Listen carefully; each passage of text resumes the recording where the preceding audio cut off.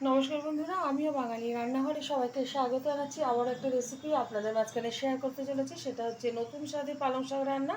তাহলে চলুন দেখে নেওয়া যাক আজকের রেসিপি। এখানে ওভেনে একটা কড়াই বসিয়ে তাতে দিয়ে দিচ্ছি বেশ কিছুটা পরিমাণে তেল। তেলটা গরম হয়ে গেছে, তেলের মধ্যে দিয়ে দিচ্ছি কিছুটা পাঁচফোড়ন আর কয়েকটা শুকনো লঙ্কা, ভালোভাবে ভেজে নেব।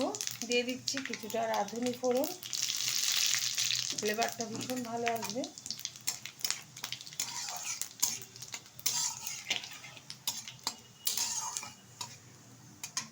ফোড়নটা ভাজা হয়ে গেছে, এখন এর মধ্যে দিয়ে দেব টুকরো করে রাখা সবজি।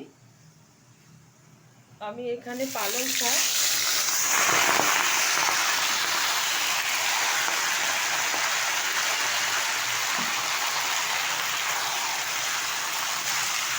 নেড়ে নিচ্ছি।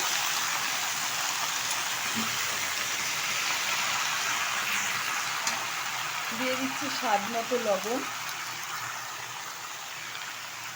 দিয়ে দেব 2 চামচ হলুদ গুঁড়ো,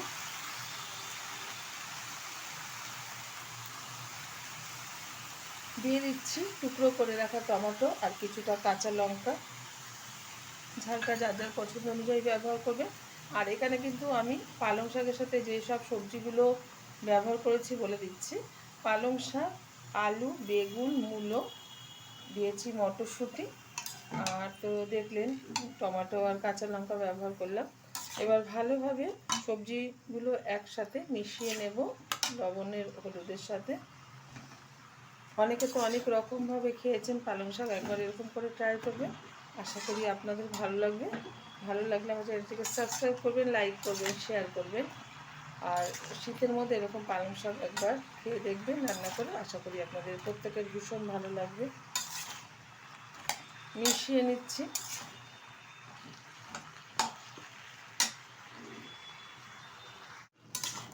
পালং শাকটা কিন্তু বেশ কিছুক্ষণ সময় ধরে আমি নেড়ে চেড়ে নিয়েছি, আর তাতেই কিন্তু প্রচুর পরিমাণে জল ছাড়া শুরু হয়ে গেছে। আর পালং শাকের মধ্যে যে সবজিগুলো আলু বেগুন যা দিয়েছি মূলো টুলো, তো বড় বড় করে কেটেছি, আপনারা আপনাদের পছন্দ অনুযায়ী টুকরো করে নেবেন। অনেকেই বড় সবজি পছন্দ করে না, টুকরো করে রাখা বড় সবজি, তো আমি একটু বড় করেই ব্যবহার করলাম। দিয়ে দিচ্ছি স্বাদ মতো চিনি,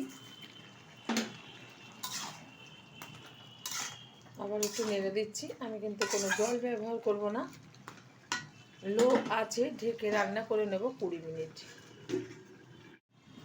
ঢাকনাটা তুলে দিচ্ছি।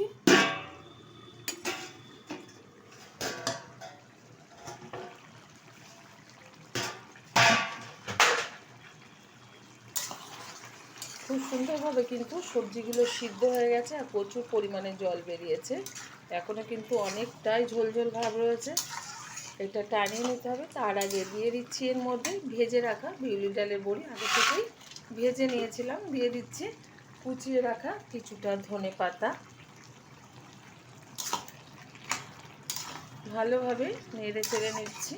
1 থেকে 1.5 মিনিট মতো আমি আবারও রান্না করে নেব, যেহেতু বড়িটা দিয়েছি। তারপরেই কিন্তু সুস্বাদু একটা রেসিপি তৈরি হয়ে যাবে। পালং শাকটা কিন্তু হয়ে গেছে, আর জল জল ভাব নেই। এবার নামিয়ে ঢেলে দেবো একটা পাত্রে। দেখা হবে পরের ভিডিওতে নতুন কোনো রেসিপি নিয়ে। ধন্যবাদ।